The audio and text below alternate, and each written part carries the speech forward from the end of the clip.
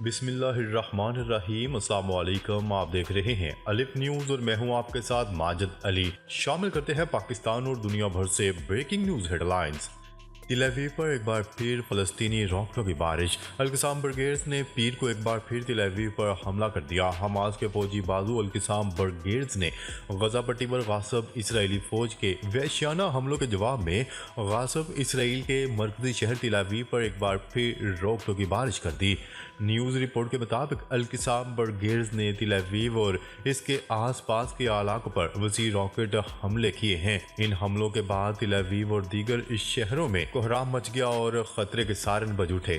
غاصب اسرائیل نے اعتراف کیا ہے کہ یہ القسام کے حملے فلسطینی استقامتی محاذ کے تل اویو پر ہونے والے اب تک کے سب سے بڑے حملے تھے۔ صہیونی اسرائیل نے کہا ہے کہ تل اویو کے صرف ایک علاقے گوشتدان پر 11 راکٹ داغے گئے۔ خبر کے اگلے حصے میں بات کرتے ہیں اسرائیل کے ساتھ جنگ بندی معاہدے تک پہنچنے کے قریب ہے اسماعیل ہانیہ۔ ایک بیان میں اسماعیل ہانیہ نے کہا ہے کہ ہم جنگ بندی کے ایک معاہدے تک پہنچنے کے قریب ہیں۔ حماس نے اپنا موقف قطر کے بھائیوں اور ثالثیوں کو پہنچا دیا ہے۔ اس حوالے سے خبرساز ادارے AFP کی رپورٹ کے مطابق اسرائیل نے بتایا ہے کہ جنگ بندی کے ابتدائی 5 روزہ عارضی معاہدے میں زمینی سیز فائر اور جنوبی غزہ میں اسرائیل کے فضائی حملوں کو بھی محدود کیا جائے گا۔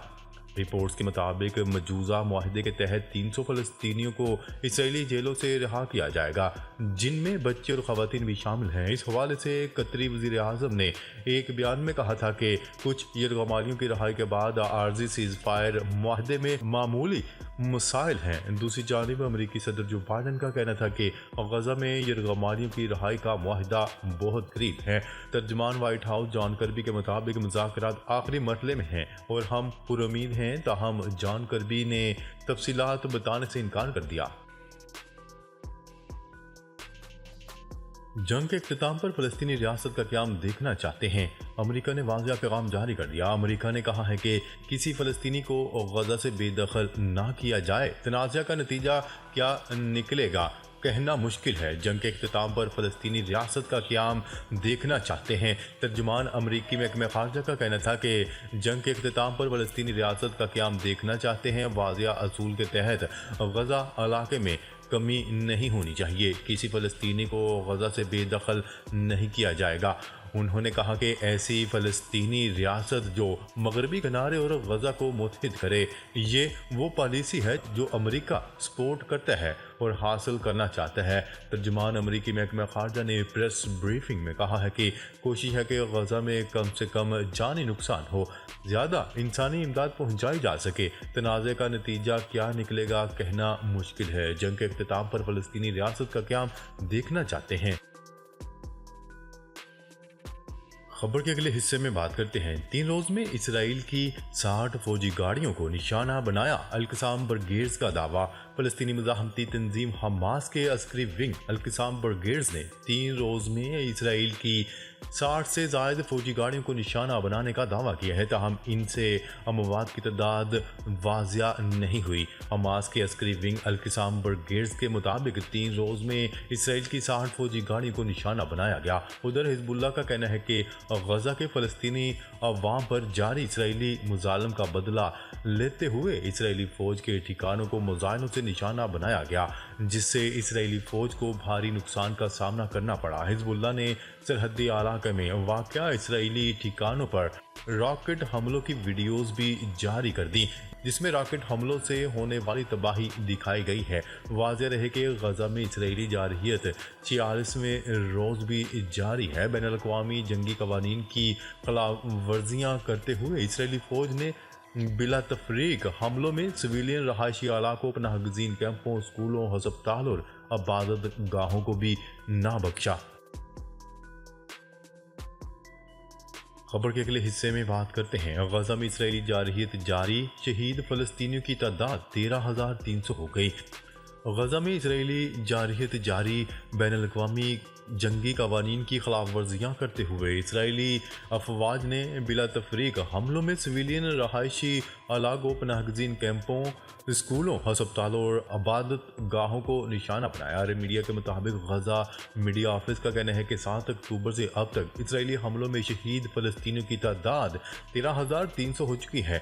गजा पट्टी इंतज़ामिया के हेड ऑफिस के बयान में कहा गया है कि शुहदा में 5,600 बच्चे और 3,550 खवातीन भी शामिल हैं। गजा मीडिया ऑफिस के मुताबिक इसराइली हमलों से जख्मियों की तादाद 31,000 से तजावज़ कर गई। गजा पट्टी के 15 लाख शहरी बेघर और नकल मकानी पर मजबूर हुए। वाज़ेह रहे कि गुज़िश्ता रोज़ इसराइल ने गजा के इंडोनेशिया हस्पताल पर हमला कर दिया, जिसके नतीजे में डॉक्टर समेत 12 फ़लस्तीनी शहीद हो गए। खबर के अगले हिस्से में बात करते हैं मुज़ाकरात में अहम पेशरफ्त, इसराइली यरगमालियों और फ़लस्तीनी कैदियों के मरहलावार तबादले पर इत्तेफाक। गजा से यरगमालियों की रहाई के लिए मुज़ाकरात में अहम पेशरफ्त सामने आई है। इसराइली मगवियों और फ़लस्तीनी कैदियों का तबादला मरहलावार किया जाएगा। फ़लस्तीनी मीडिया के मुताबिक एक दिन में 10 इसराइली मगवी और 30 फ़लस्तीनी कैदियों को रिहा किया जाएगा, जबकि 300 ट्रक खुराक, तिबी आलात और ईंधन गजा लाया जाएगा। इसराइली मीडिया का कहना है कि यरगमालियों की रहाई के लिए रेड क्रॉस के सदर ने कतर में हमास और इस्लामी जिहाद के रहनुमाओं से मुलाकात की है। दूसरी जानिब इसराइली वज़ीर आज़म नेतन्याहू ने कहा है कि मगवियों की वापसी मेरी और जंगी काबीना की जिम्मेदारी है। मगवियों की वापसी तक लड़ाई बंद नहीं करेंगे। खबर के अगले हिस्से में बात करते हैं। इसराइल ने बहरी जहाज़ के अगवा में मुलव्वस होने का इसराइली इल्ज़ाम मुस्तरद कर दिया। ईरान का कहना है कि बहरा अहमर में बहरी जहाज़ के अगवा में ईरान के मुलव्वस होने का सहूनी हुकूमत का इल्ज़ाम बेबुनियाद है। वो बदतरीन हालात से गुजरने की वजह से ईरान पर इल्ज़ाम लगा रहे हैं। इस हवाले से ईरानी वज़ीर ख़ारजा के मुताबिक नासर कनानी ने तेहरान में प्रेस ब्रीफिंग में कहा है कि सहूनी रियासत के जंगी जराइम के अमरीकी हमायत पर खित्ते में रद्द अमल आना फितरी बात है। उन्होंने कहा कि सहूनी हुकूमत का इल्ज़ाम बेबुनियाद है। उन्होंने कहा है कि ईरान में सहूनी कंपनियों और मुतल्लिका कंपनियों की मसनूआत पर पाबंदी लगा दी है। वाज़ेह रहे कि यमन के हौसियों की जानिब से बहरा अहमर में मुबैना तौर पर इसराइली जहाज़ों के अगवा होने का वाक़या गुज़िश्ता रोज़ सामने आया है। खबर के अगले हिस्से में बात करते हैं जनूबी अफ्रीका की मेज़बानी में इसराइल फ़लस्तीनी तनाज़ा पर बरकस ममालिक का अहम इजलास। तफसीलात के मुताबिक सहूनी फोर्सेस की वहशियाना बमबारी का हदफ शहर गजा की सूरत हाल पर बरकस ममालिक का एक गैर मामूली इजलास आज मुनक्किद हो रहा है। मुश्तरका इजलास की मेज़बानी जनूबी अफ्रीका के सदर कर रहे हैं। इजलास में रूसी सदर व्लादिमीर पुतिन शिरकत करेंगे। चीनी सदर शी जिनपिंग इजलास से वीडियो लिंक के जरिए खिताब करेंगे। बरकस ममालिक में रूस, चीन, ब्राज़ील, भारत और जनूबी अफ्रीका शामिल हैं। ये बरकस ममालिक इस वर्चुअल इजलास में बरकस के रहनुमा सऊदी अरब, अर्जेंटाइन, मिस्र, एथोपिया, ईरान और मुत्तहिदा अरब अमारात के साथ शरीक होंगे। ऐवान सदर से जारी बयान के मुताबिक सदर रामाफोसा बरकस के गैर मामूली इजलास में इफ्तिताही कलमात पेश करेंगे, जहां रुकन और मदू ममालिक गजा में मौजूदा इंसानी बहरान पर अपना मौक़िफ़ भी पेश करेंगे। बयान में कहा गया है कि अक़वाम मुत्तहिदा के सेक्रेटरी जनरल अंतोनियो गुतेरेस भी इस वर्चुअल इजलास में शिरकत करेंगे और तवक्का है कि इख्तिताम पर तमाम रहनुमा मशरिक़ वस्ता की सूरत हाल पर बिलखसूस गजा के हवाले से एक मुश्तरका बयान भी जारी करेंगे। खबर के अगले हिस्से में बात करते हैं अंतोनियो गुतेरेस का एक बार फिर आलमी ताकतों से गजा में जंग बंदी करवाने का मुतालबा। अक़वाम मुत्तहिदा के सेक्रेटरी जनरल अंतोनियो गुतेरेस ने एक मरतबा फिर आलमी ताकतों से गजा में जंग बंद करवाने का मुतालबा कर दिया। गजा में हस्पतालों की सूरत हाल पर प्रेस कॉन्फ्रेंस करते हुए अक़वाम मुत्तहिदा के सेक्रेटरी जनरल ने गजा में फ़लस्तीनियों के कत्लेआम की मज़म्मत की और कहा कि आलमी ताकतें गजा में फौरी जंग बंदी करवाएं।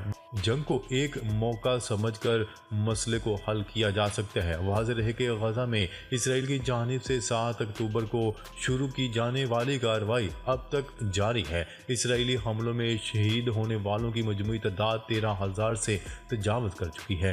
नाज़रीन, अब तक के लिए इतना ही। मज़ीद खबरें लेकर बहुत जल्द आपकी खिदमत में हाजिर होंगे। तब तक के लिए अपना ख्याल रखिएगा। अल्लाह निगहबान।